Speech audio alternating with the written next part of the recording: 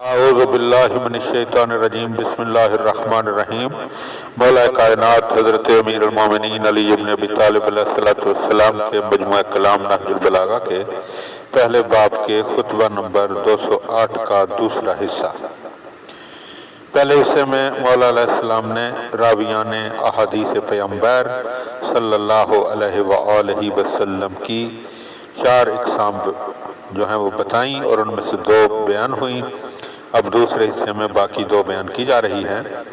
مولا علی علیہ السلام فرماتے ہیں کہ تیسرا شخص وہ ہے جس نے رسول صلی اللہ علیہ وآلہ وسلم کی زبان سے سنا کہ آپ نے ایک چیز کے بجا لانے کا حکم دیا ہے، پھر پیغمبر نے تو اس سے روک دیا، لیکن یہ اسے معلوم نہ ہو سکا کہ پیغمبر نے اس بات سے اس چیز سے روک دیا ہے، یا یوں کہ اس نے پیغمبر کو ایک چیز سے منع کرتے ہوئے سنا، پھر آپ نے اس کی اجازت دے دی، لیکن اس کے علم میں یہ بات نہ آ سکی کہ پیغمبر نے اس چیز کی اجازت دے دی ہے۔ اس نے قول منسوخ کو یاد رکھا اور حدیث ناسخ کو محفوظ نہ رکھ سکا۔ اگر اسے خود معلوم ہو جاتا کہ یہ منسوخ ہے تو وہ اسے چھوڑ دیتا، اور مسلمانوں کو بھی اگر اس کے منسوخ ہو جانے کی خبر ہوتی تو وہ بھی اسے نظر انداز کر دیتے۔ اور چوتھا شخص وہ ہے کہ جو اللہ اور اس کے رسول پر جھوٹ نہیں باندھتا، وہ خوف خدا اور عظمت رسول اللہ صلی اللہ علیہ وآلہ وسلم کے پیش نظر کذب سے نفرت کرتا ہے۔ اس کی یادداشت میں غلطی واقع نہیں ہوتی، بلکہ جس طرح سنا اسی طرح اسے یاد رکھا اور اسی طرح اسے بیان کیا، نہ اس میں کچھ بڑھایا نہ اس میں سے کچھ گھٹایا۔ حدیث ناسخ کو یاد رکھا تو اس پر عمل بھی کیا، حدیث منسوخ کو بھی اپنی نظر میں رکھا اور اس سے اجتناب برتا۔ وہ اس حدیث کو بھی جانتا ہے جس کا دائرہ محدود، اور اسے بھی جو ہماگیر اور سب کو شامل ہے، ہر حدیث کو اس کے محل و مقام پر رکھتا ہے، اور یوں ہی واضح اور مبہم حدیثوں کو پہچانتا ہے۔ کبھی رسول اللہ صلی اللہ علیہ وآلہ وسلم کا کلام 2 رخ لیے ہوتا تھا،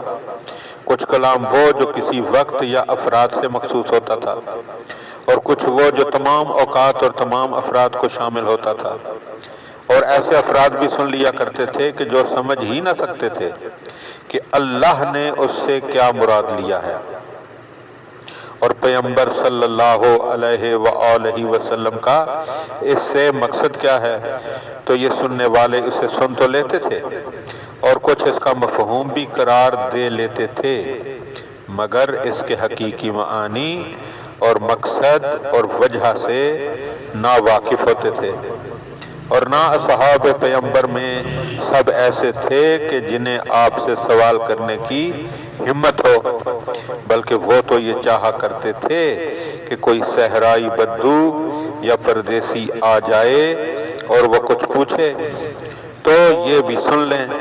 مگر میرے سامنے سے کوئی چیز نہ گزرتی تھی مگر یہ کہ میں اس کے متعلق پوچھتا تھا اور پھر اسے یاد رکھتا تھا۔ یہ ہیں لوگوں کے احادیث و روایات میں اختلاف کے وجوہات و اسباب۔ اور علامہ مفتی جعفر حسین قبلہ آل اللہ مقامہ حاشیے میں فرماتے ہیں کہ جنہوں نے سوال کیا تھا یہ سلیم ابن قیس حلالی تھے۔ اللہم صلی علی